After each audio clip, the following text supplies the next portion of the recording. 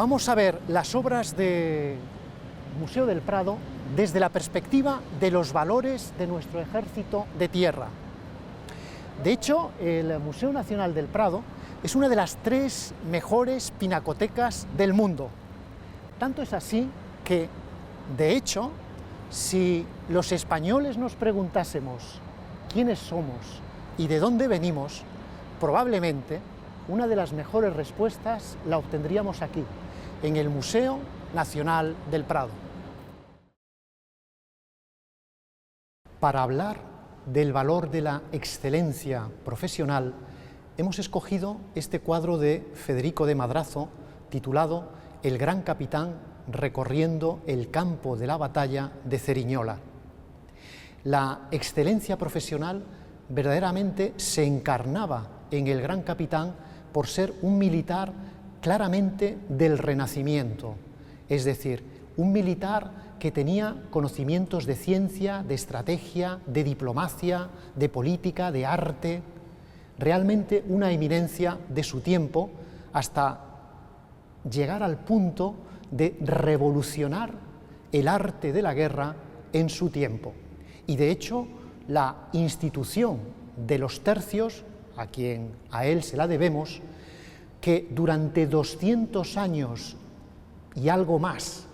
hizo que las tropas españolas de los tercios fuesen los que dominasen toda Europa, se la debemos justamente a Gonzalo Fernández de Córdoba, más conocido tanto por sus propios soldados como por sus adversarios como el gran capitán. Pues bien, esa excelencia profesional, esa formación permanente del militar español, tanto en el ámbito profesional como en el ámbito moral, sin duda alguna la encarna perfectamente el gran capitán en este cuadro. Y me gustaría que os fijaseis en las manos del gran capitán, que con un control absoluto de su capacidad de gobernanza contiene con las riendas la potencia, la fuerza de su caballo, que prácticamente se lanza hacia adelante cuando ve al adversario. Pero por otro lado, junto a esa excelencia profesional de contener, de gobernanza de la furia del caballo, que las crines incluso del pelo del caballo están hacia adelante en esa idea de haberlo detenido en su movimiento natural, se ve perfectamente compensada con un grado de no ya excelencia profesional, sino de excelencia moral que nos plantea aquí Federico de Madrazo cuando en la mano derecha del gran capitán nos muestra la palma de su mano en un gesto de sorpresa, de transparencia, de sinceridad, de expresión de un sentimiento de noble tristeza por el fallecimiento de su adversario, el duque de Nemours.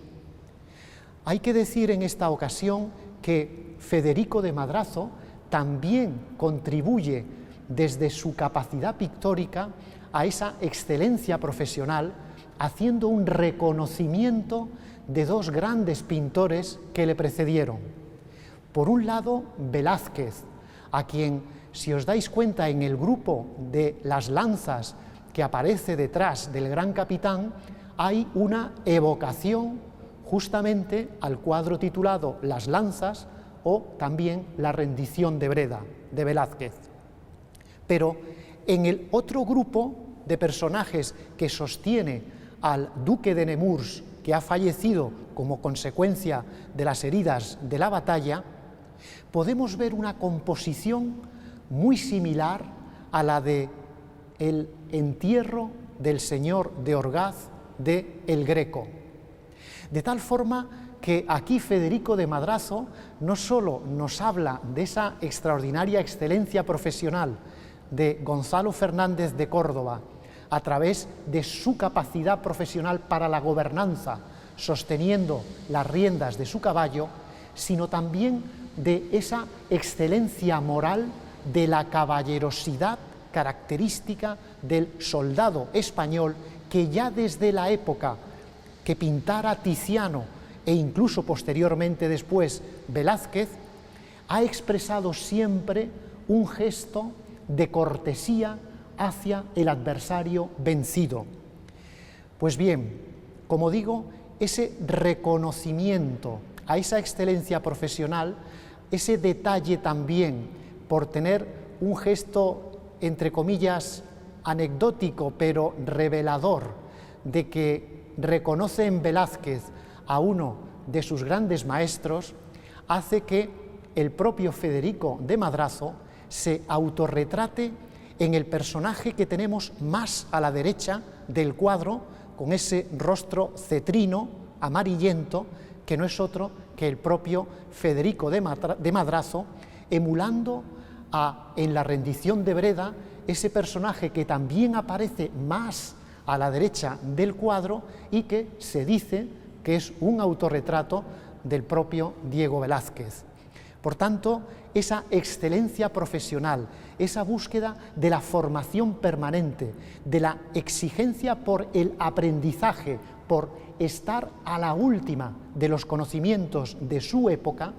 es algo que comparte el militar español de hoy también como en su día así lo representaba el gran capitán. Y de hecho la impresión que le suscitó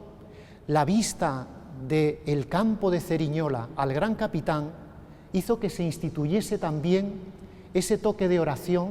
a la caída del sol que se toca en todas las instalaciones militares españolas, en todas las bases, y eso fue precisamente un producto de esa invención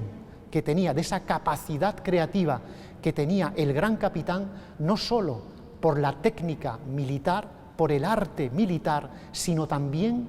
por la excelencia en la moral del militar español.